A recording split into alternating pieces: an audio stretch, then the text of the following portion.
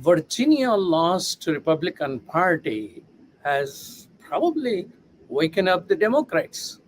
They're worried about their act in the Congress, loss of Biden's agenda, and what's going to happen next year. Are they going to lose Congress, Senate, and House? Whole lot of questions, and Democrats will be talking about it for a while Republicans will be happy and learning what can they do to take over the country once again. That's called democracy. What is the key to this success for Republican? And why Democrat did so bad? To discuss all of that, we have with us Paul J. Welcome to Thank you. Muslim Network TV, Paul. Thanks for inviting me. Paul J is a journalist, filmmaker, and a founder and host of theAnalysis-news.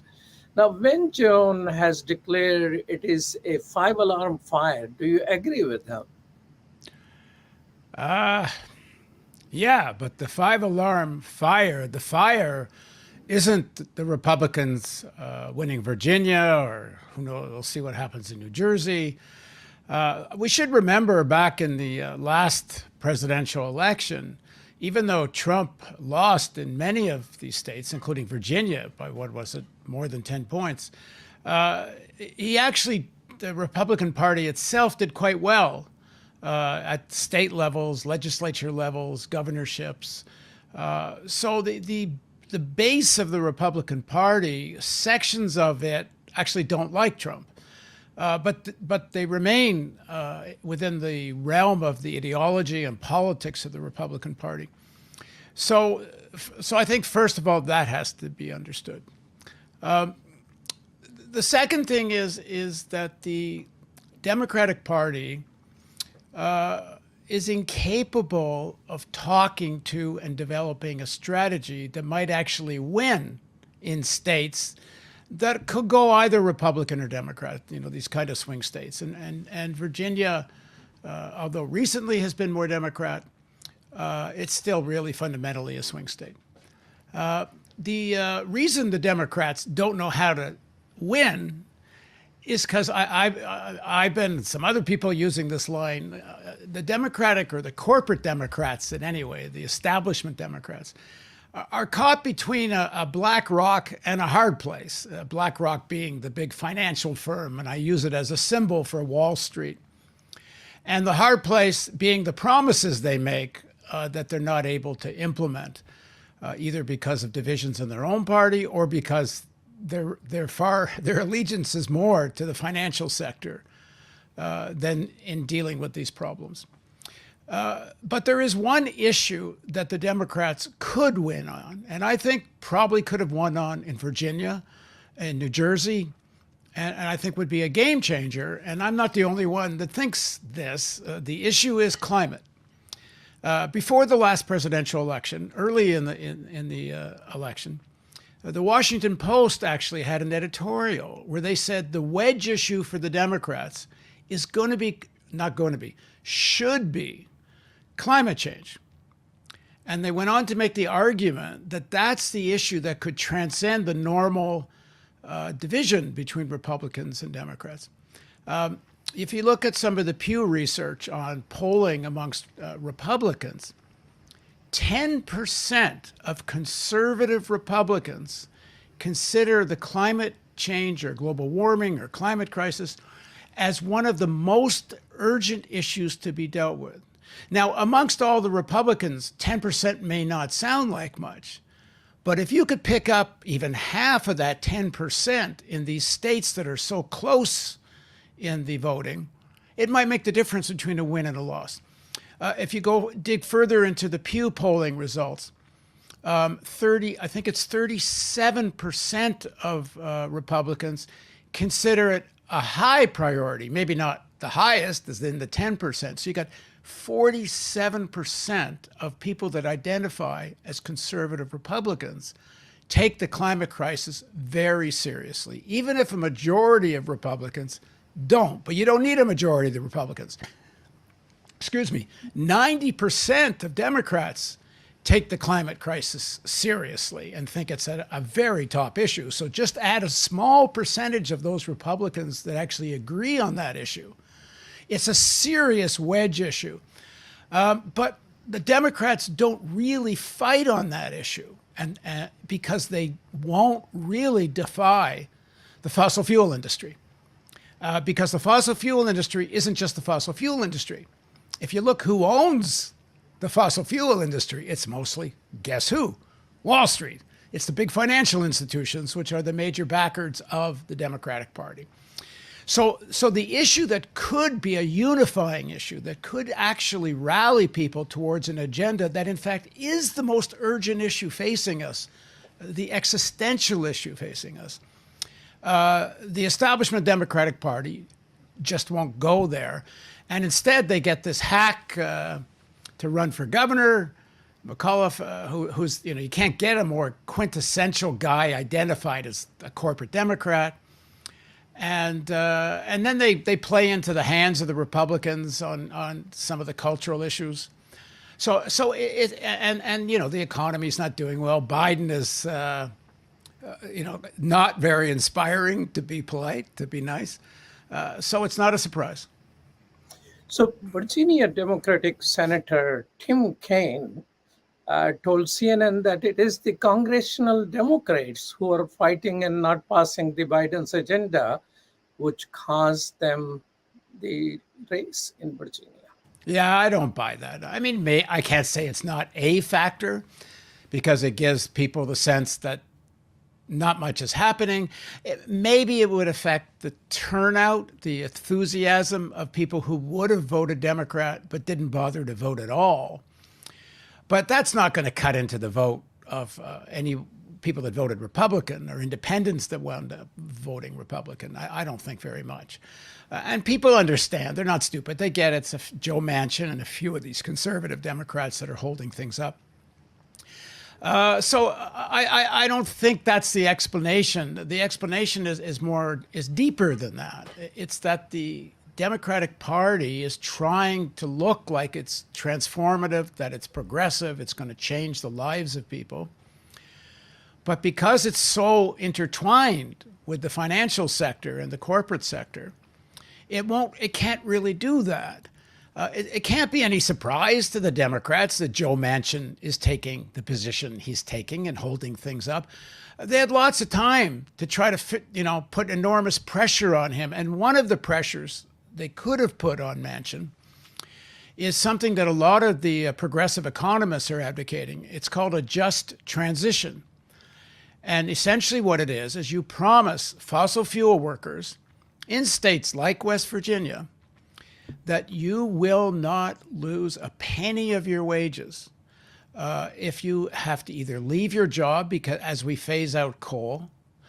If you go into another job, there'll be a big expansion of the sustainable energy industry, wind, solar, but it may not pay as much as you're making now. Well, we, the federal government, will subsidize the difference. So you won't lose any money. That's a message. How does Joe Manchin counter that? Because then they're going to say, well, Manchin is, of course, he doesn't like this idea because he's got money, his own investments in coal. He's a front man for the coal industry. But we're going to make sure you don't lose a penny, fossil fuel workers. And you got to know, eventually, coal is going to get phased out.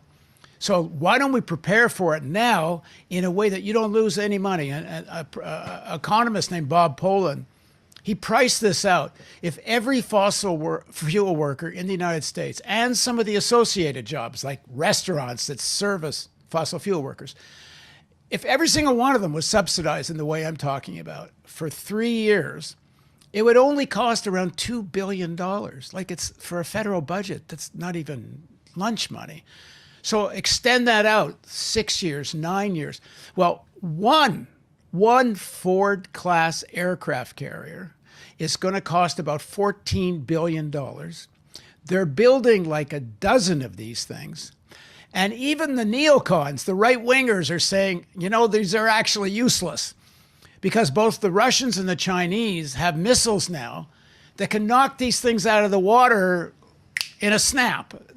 It's actually pointless building these things other than the fact that the military industrial complex is going to make a fortune building these things. And go look at who owns the companies that are building the aircraft carriers. Oh, Wall Street. It's the same financial institutions.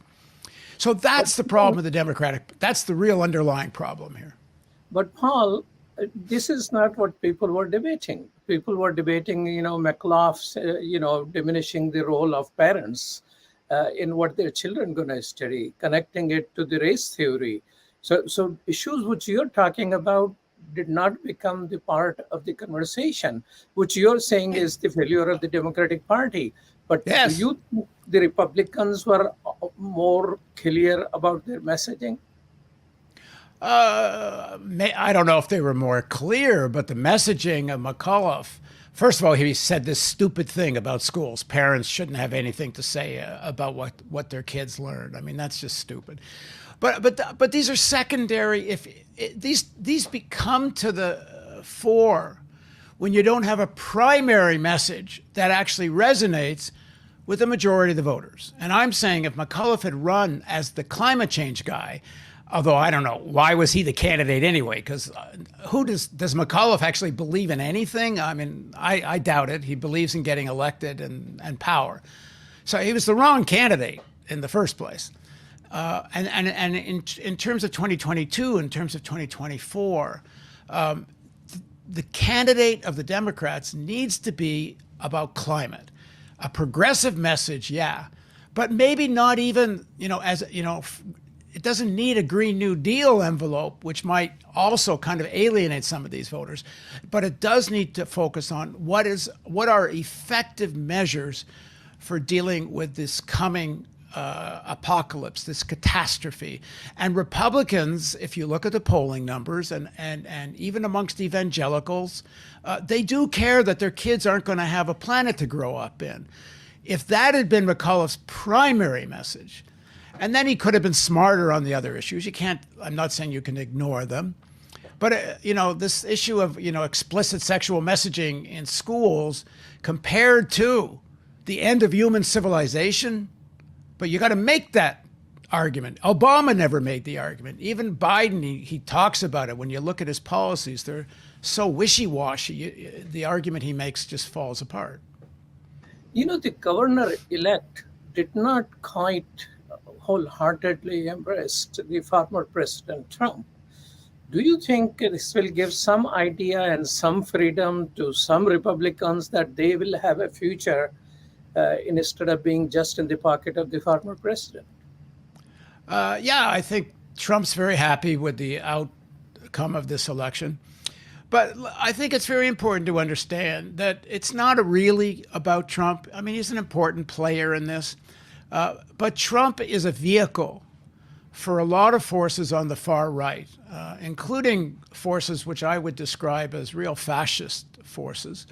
But this social base that supports Trump, both in terms of the billionaires and amongst the working class and professional classes, that social base really emerged after World War II.